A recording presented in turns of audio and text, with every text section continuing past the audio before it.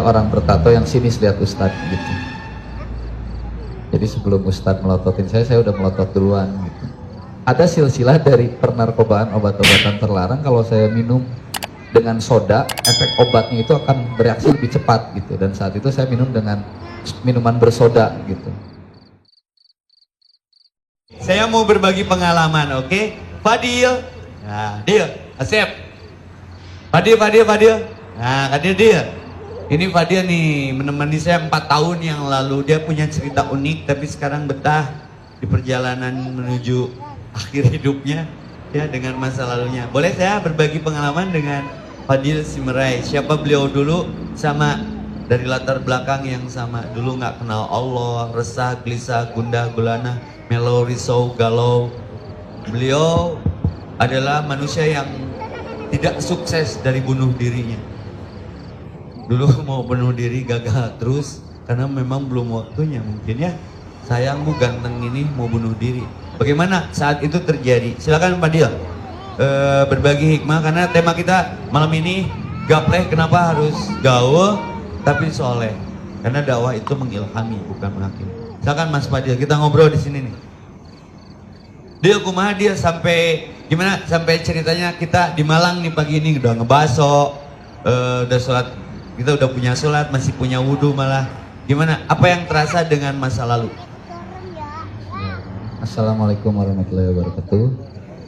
Saya Fadil. Saya bersama beliau mulai dari tahun 2016. Pertemuan saya dengan beliau diawali dengan keresahan yang saya alami saat itu.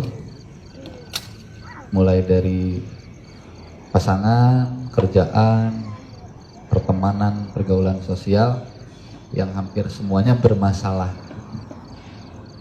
Ditinggalkan pasangan, dipecat dari kerjaan, bermasalah dengan sosial teman-teman, dan itu berturut-turut harinya selama 3 hari gitu. Dan memang kebelakangnya pun banyak hal-hal yang sangat sampai hari ini mungkin disesali gitu. Mulai dari maksiat, narkoba, minum-minuman keras. Kalau bisa dikatakan belum ada kenakalan yang tidak pernah saya lakukan.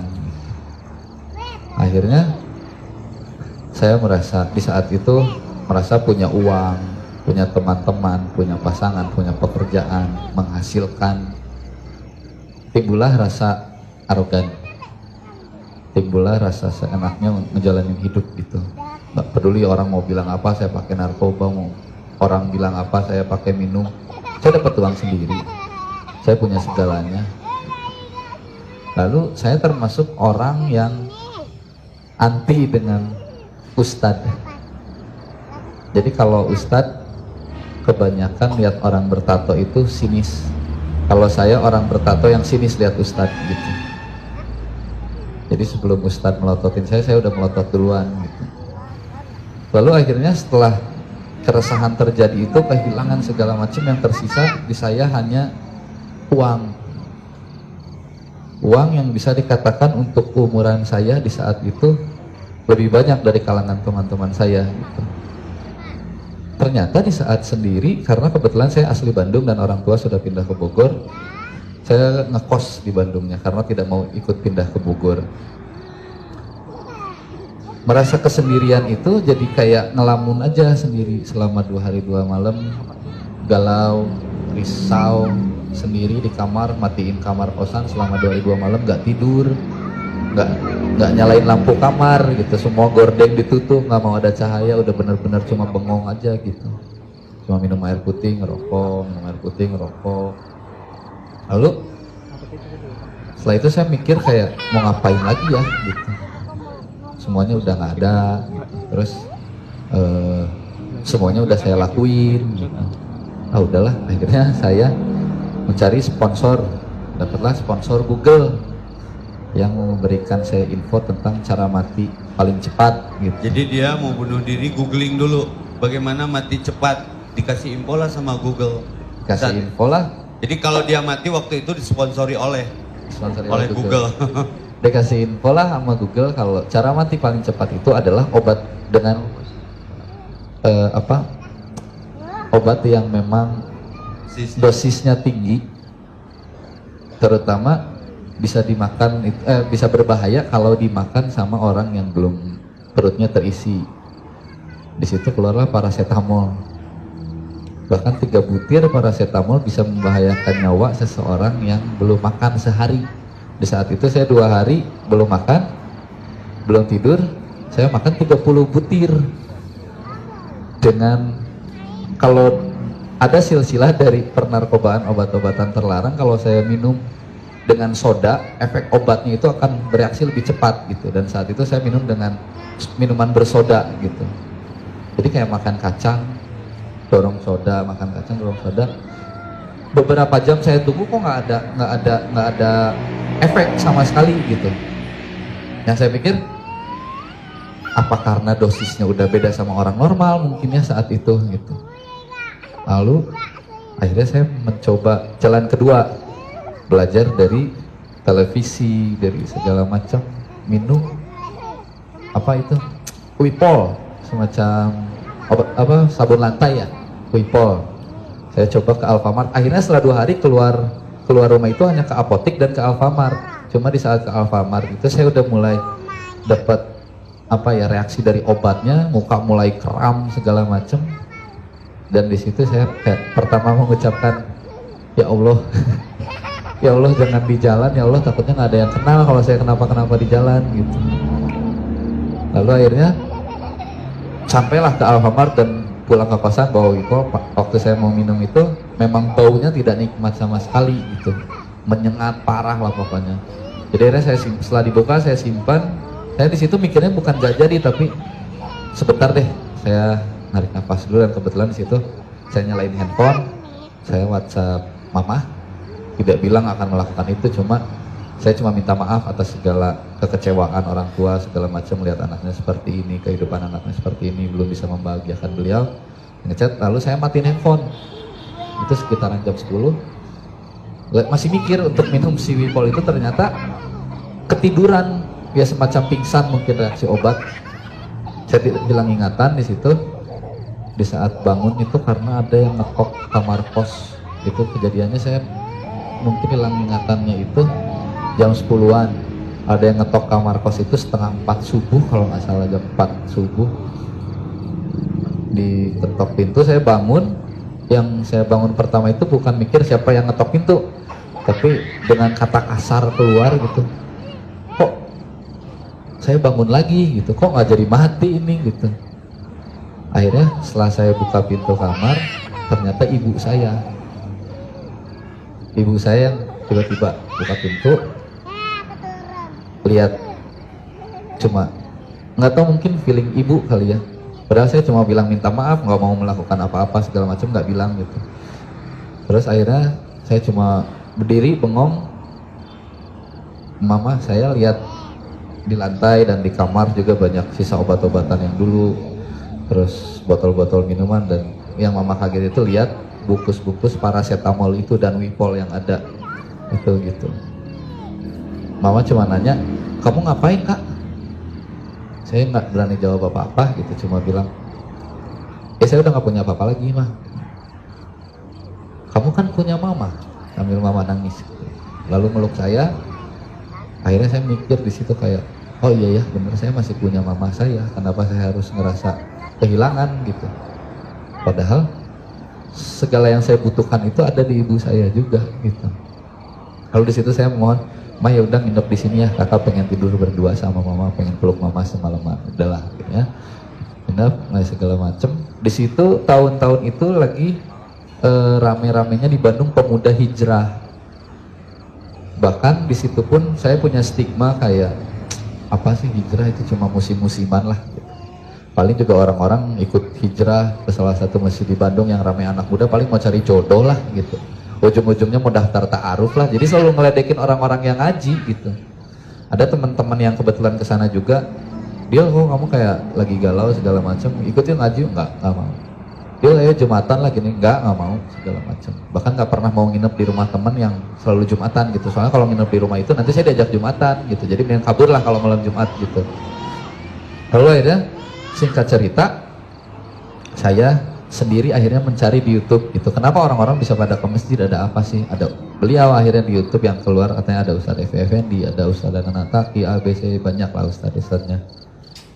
Lihat beliau terus, oh ini lumayan juga nih kayaknya, saya juga lagi galau, lagi pusing, lagi nggak jelas. Kayaknya cocok kalau saya ke masjid, tapi bukan ngaji, ya nonton stand up komedi lah gitu. Kurang ajar ya. Ke beliau, nonton beliau Ke akhirnya. masjid mau lihat stand up komedi, tapi nggak apa-apa. Lalu akhirnya saya ke masjid sendiri, diem-diem, nggak mau ada orang tahu kalau saya masuk ke masjid kajian anak-anak muda itu, Dulunya pemuda suka hijrah. ngeledek ya. Karena dulunya suka ngeledek gitu. Jadi saya juga malu mau ke masjid sendiri, saya pakai hoodie ditutup gitu. Saya diem di tengah-tengah jemaah yang lain di kajian beliau. Akhirnya hari itu saya jadi pemuda hijrah yang terakhir keluar masjidnya gitu. Karena saya nunggu beliau keluar dari mimbar dan saya nggak pernah tahu kalau di mimbar itu ada pintu belakangnya. Ternyata beliau keluarnya lewat belakang. Sampai saya nunggu udah orang-orang habis tuh nggak keluar-keluar. Ya udahlah akhirnya nggak ketemu gitu. Akhirnya saya DM via Instagram. Nggak ada balasan malam itu setelah beres kajian. Baru dibalas itu setelah sholat subuh dan saya belum tidur. Akhirnya saya cerita di DM Instagram, Ustadz saya gini, saya pengen ngobrol, saya pengen belajar, saya pengen tahu harus seperti apa, harus kayak gimana.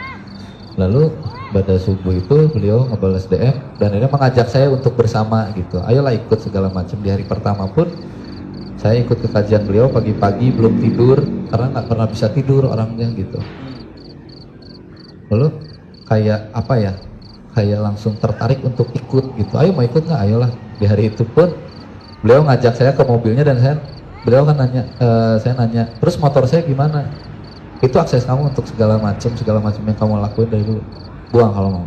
Akhirnya saya simpan motor, nggak tahu di mana, udah saya tinggalin. Ikut beliau selama sehari, sholat di 5 masjid yang berbeda selama 5 waktu.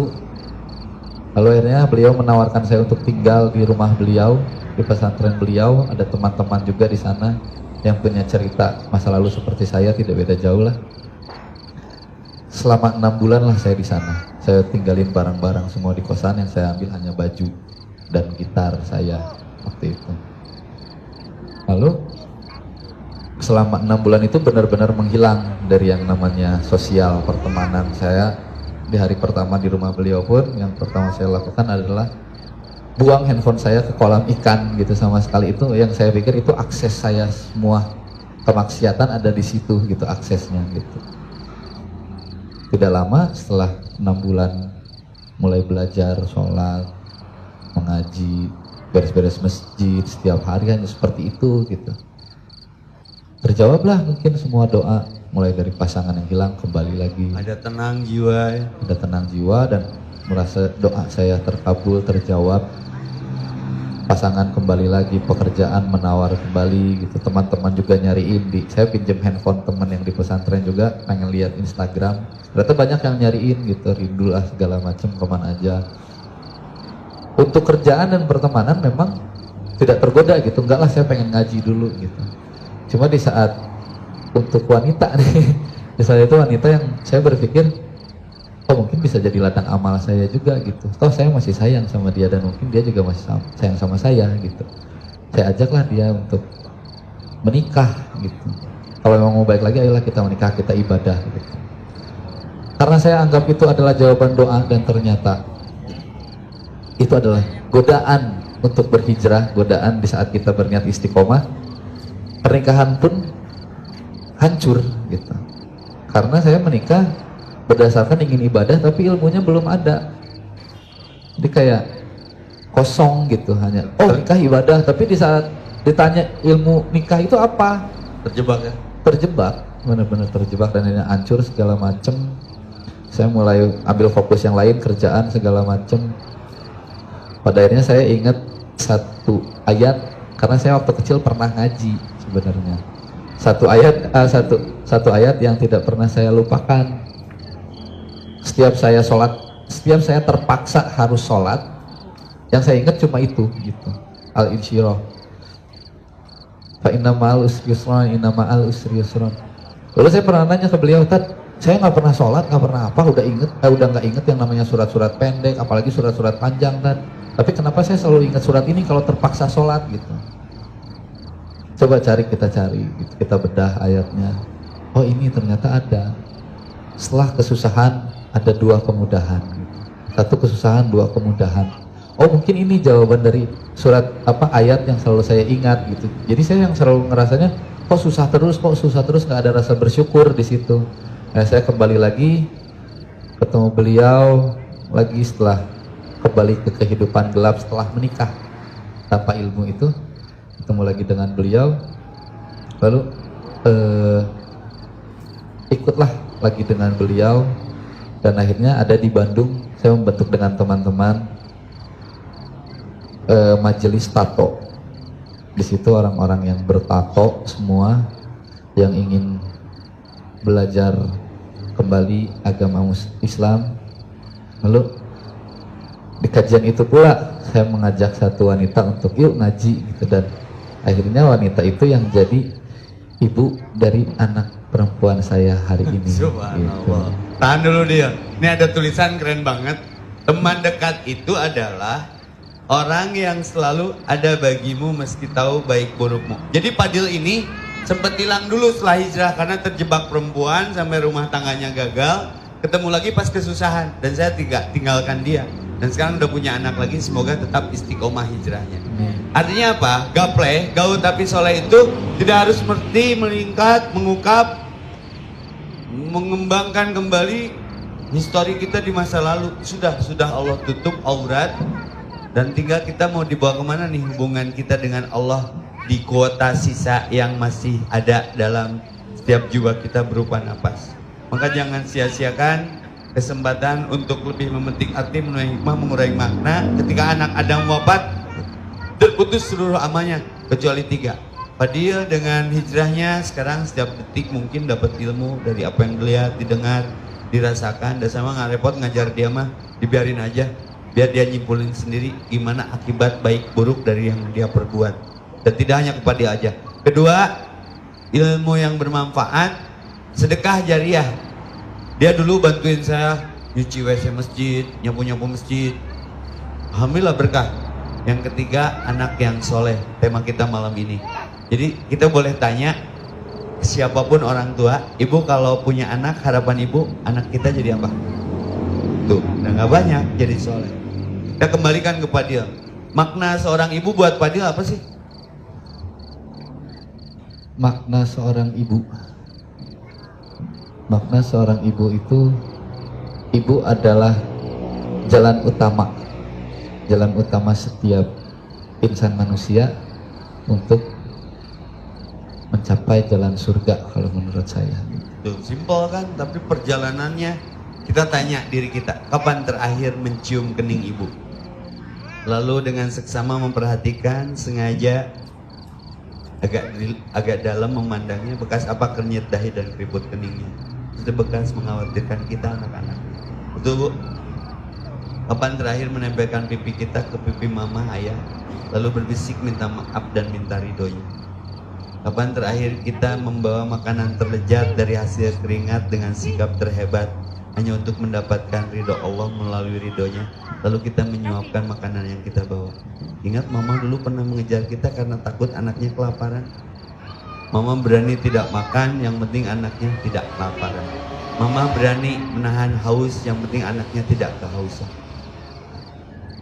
Mama nangis ketika mengidamkan kita, mengandungkan kita, lalu melahirkan hampir lepas nyawanya. Sampai Fadil saja mau bunuh diri, ibunya yang menyelamatkan. Dan dipeluknya semalam itu. Kapan kita membawa mama kita jalan-jalan dan makan malam?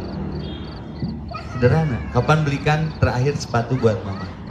Kapan terakhir tergopoh-gopoh datang ke mama, lalu selebihnya dicuci, kakinya diciumi, karena itu pintu surga bagi siapapun anak. Kan tahu Pak, teori agamanya mah, cuman prakteknya berat. Kapan kita minta maaf secara serius ke mama? Artis soleh itu nggak neko-neko. Wa walidun solihun yad'ulahu. Orang yang selalu mendoakan orang tua, minimal dia akhlaknya baik. Karena kalau ada anak nakal, orang spontan, anak siapa kamu? Itu yang ditanya orang tuanya. Tapi kalau anaknya soleh, anak siapa ini? Orang tuanya juga ke bawah. Maka gapleh gaul tapi soleh adalah mengembalikan rasa insting kemanusiaan kita. Dari mana kita berasal. Kita bukan Adam dan Hawa yang tak berayah dan tak berbunda. Kita bukan Isa yang tak berayah, kita manusia yang sempurna. Karena ada ayah, ada bunda. Untuk itu semoga Nawang Lawa, apa? Dibalik. Nawak Lawang susah banget nih. Menjadi tempat yang barokah karena di sini dikumpulkan orang tua lalu meminta ridho, maaf dan ikhlas mengampuni ibu kita kepada kita. Insya Allah tidak harus riweuh mikiran market apa itu. Kalau Allah ridhonya sudah berpihak, kamu mau apa? Maka saya sampai di sini pun ada doa orang tua saya. Epi mah luar negeri pulang anting bakal gratis katanya. Umroh tinggal ngomong, pakaian nggak usah beli. Bukti bu, doa ibumu dikabulkan Tuhan fakta dan kutukannya. Saya pernah di penjara. Jadi kenyataan karena saking nakalnya saya, mama marah lepas. Kamu harus tahan, ditahan. Kita ingat ke ibu pas hari ibu. I love you mom, 22 Desember.